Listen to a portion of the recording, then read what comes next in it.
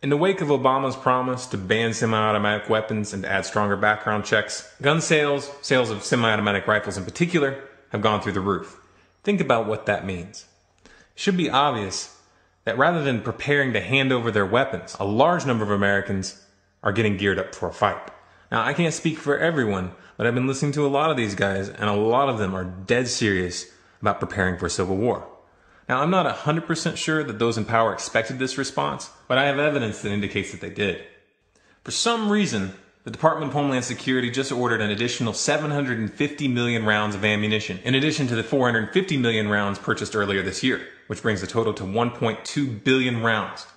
What stands out when you look at the actual purchase order is that there are massive quantities of hollow point bullets and buckshot. Hollow point bullets are designed to expand rapidly when they hit their target, ripping large chunks of flesh off as they exit the body.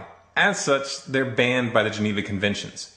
These bullets can only be used domestically, and it's not for the police. Now, anybody who's ever owned a firearm knows that you don't do large-scale target practice with hollow points. They're expensive, much more expensive than Full Metal Jacket. And the same goes for buckshot. You don't use buckshot for target practice. It's much more expensive than birdshot. This is the kind of ammunition you carry when you expect to engage an enemy and when you don't want that enemy to survive the encounter. And at 1.2 billion rounds, that gives them about 4 bullets for every man, woman, and child in America. Why would they need that? Taken by itself, this would appear to be just another element in the preparations for a domestic conflict that have been building up for some time now, along with the military-grade armored vehicles for local police, the militarization of the border, the beginnings of drone flights over U.S. territory, the military drills for domestic house-to-house operations, and the NDAA of 2013, which passed with provisions for military detainment of U.S. citizens intact. But in the context of the current situation, you have to ask, why did they buy such a large quantity of hollow point bullets right now? Could it be the fact that they know that the economy is not going to hold up much longer, and when the situation starts to unravel, they're expecting all hell to break loose? This is not a joke. The U.S. is over $16 trillion in debt, and all indicators show that these attempts to shore up the economy by printing more and more money with QE3 and QE4, it's not working.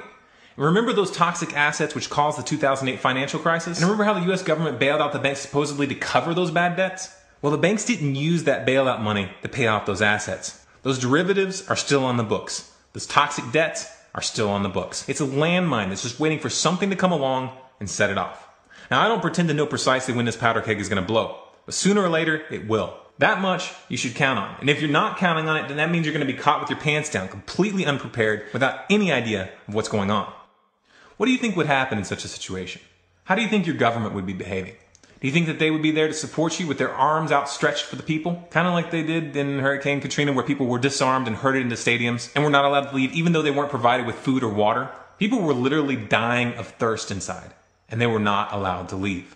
It would be a fatal error to assume that the government is going to help you in the case of a real national crisis. And it would be a serious miscalculation to think that gun-toting conservatives are the real threat, or that the government's goal is to keep weapons out of the hands of criminals. If the government really wanted to keep guns out of the hands of criminals, they wouldn't have sent thousands of automatic weapons straight to the Mexican drug cartels during Operation Fast and Furious. Operation Fast and Furious lasted from 2006 to 2011. Involvement can be traced all the way up to top-level administration officials such as Eric Holder, and it has resulted in hundreds, if not thousands, of deaths. This isn't a conspiracy theory. All it takes is a simple Google search on Fast and Furious to pull up dozens of mainstream articles from both the US and Mexico on the topic.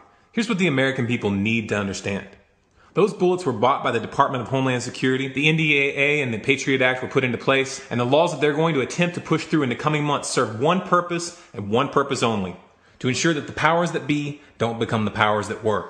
You and your family, regardless of your political beliefs, are just liabilities for the psychopaths that really own the U.S. government. They won't hesitate for a moment to sacrifice you and everyone you love to maintain their power. If you think that I'm exaggerating, I encourage you to click here to watch The Road to World War III. It's a mini documentary that I made that should help to put the situation into context.